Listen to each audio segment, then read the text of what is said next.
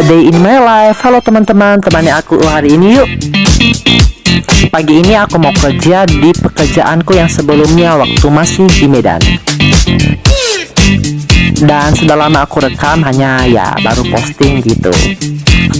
Dan bahkan saya buat video ini ya untuk kenangan saja, biar bisa diingat gitu. Iya, karena posisinya juga udah tahun yang baru dan saya juga udah kuliah, udah nggak kerja lagi. Jadi ini cukup menjadi kenangan yang baik sih. Dan ini udah siap, saya nggak rekam lagi karena waktunya tidak siap, nanti saya terlambat. Yes. Dan cus, kita berangkat.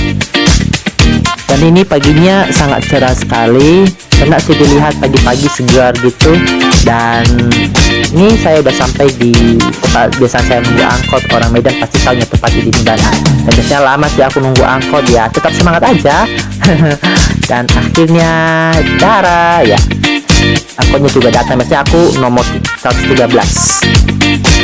Dan ketika saya masuk ya bermodal 3.000 cukup lah ya.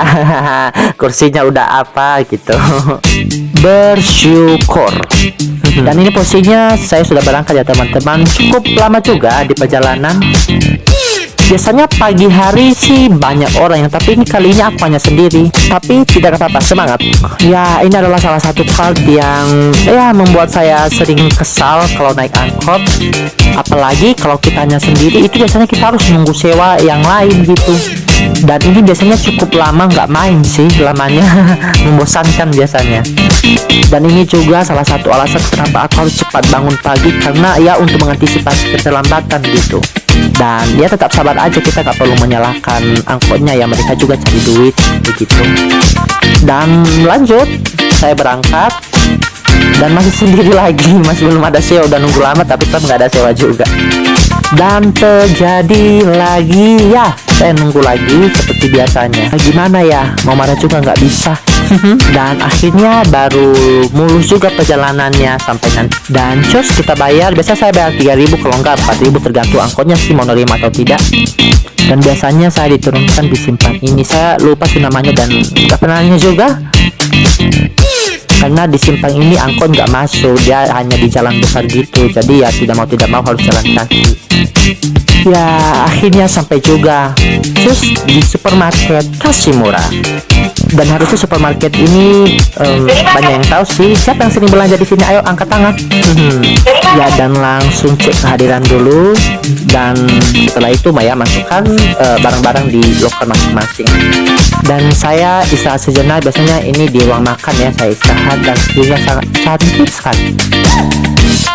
Dan ini saya mau makan, saya absen dulu. Saya nggak bisa bawa handphone di dalam karena dilarang gitu. Jadi sayang sekali saya nggak bisa memperlihatkan kegiatan saya di dalam. Nah, agak bergetar sih kameranya karena adanya beberapa orang di luar tim. Jadi saya malu video. Ada supervisor, ada rekan kerja juga, dan bahkan ada anak-anak kantor di situ. Jadi ya cukup segan gitu.